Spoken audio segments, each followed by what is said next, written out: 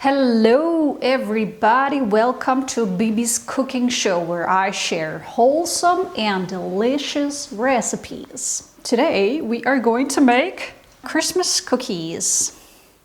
Don't they look nice? These are like a mix of your gingerbread cookie, your chocolate chip cookie, and perhaps fruit cake or something. Or like the German Lebkuchen. This is what I would make if I was only allowed to make one Christmas cookie. And they are not crunchy, they're like cakey. These are cakey cookies. And usually I don't feel like they are proper cookies, but in this case they just are. But in most other scenarios, I think cookies should be fully crunchy. But these are just quite lovely, soft. So let's get started with the recipe. Okay, so I'm doing a half recipe today because I didn't have enough chocolates, but yeah, please go ahead and do a full recipe. A full recipe makes like 41 cookies. So today will be around 20. Here we just have some white wheat flour. We'll just add some butter to this flour and we're just gonna make this, like a sand texture. And what we're doing here is just waterproofing the flour so that it becomes a very tender cookie. We will store this dough in the fridge for like at least 2 hours, just to let the flavors all settle nicely.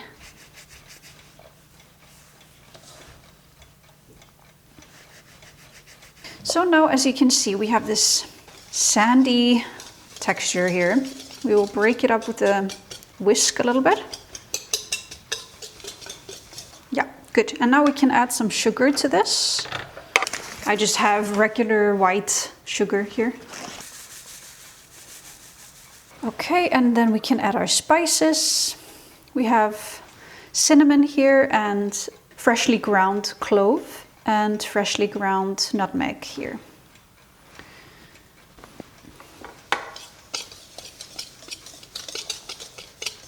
And now we can add our chocolates. This is 85% chocolate, but 70% is ideal. This is a little bit too dark, but that was all I had today. You know, decent chunks, but not too big, because we also need to shape the cookies, you know. And we have dried apricots, chopped quite finely. And it's good to maybe take them a little bit apart. Well, it doesn't really work. I guess we'll do it with mixing. Okay, I would recommend going in there with your hands. I'm gonna do that, just to make sure that these apricots are separated. We don't want chunks of, okay. That's pretty good. We need some baking powder. No, it's baking soda, sorry. A little bit of baking soda. A little bit of baking powder. Actually, quite a bit of baking powder, I would say.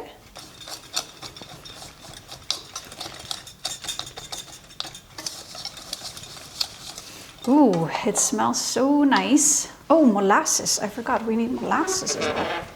Yeah. I think it's time to switch to a spatula. Vanilla extract. 25 grams of molasses. And now we can add our 1.5 eggs.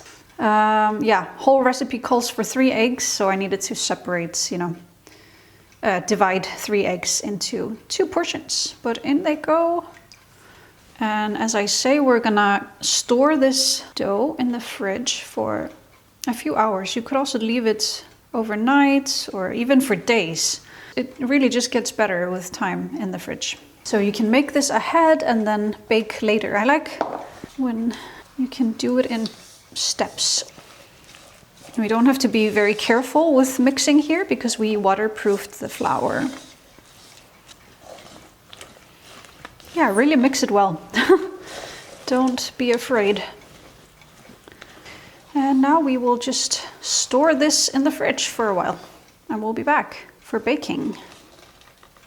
I'll say you don't really have to cover it, just put it in the fridge. Unless you're leaving it for days, then cover it up. So it's been 2 hours now with the dough in the fridge. So let's shape the dough into cookies. We will make around 20 cookies and we will just use 2 spoons to shape them. It's nice to work with now because the butter has cooled. But yeah, since these are soft cookies, it's almost like a little cake that you eat. So I feel like they can have a reasonable size. Yeah, so this size is good. And we will just plop you here.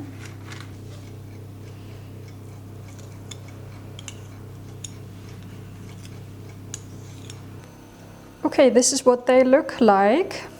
We have 17 in total, not 20. And let's put them in the oven for around 10 minutes.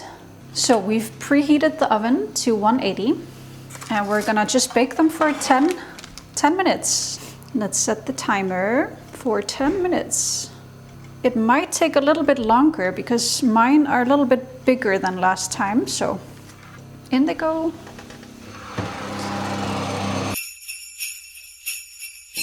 Let's try one, shall we?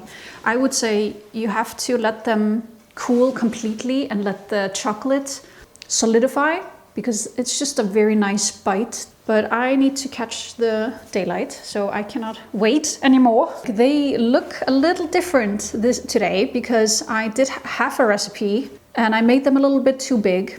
So I think do a full recipe. But let's see if they are not as delightful as expected.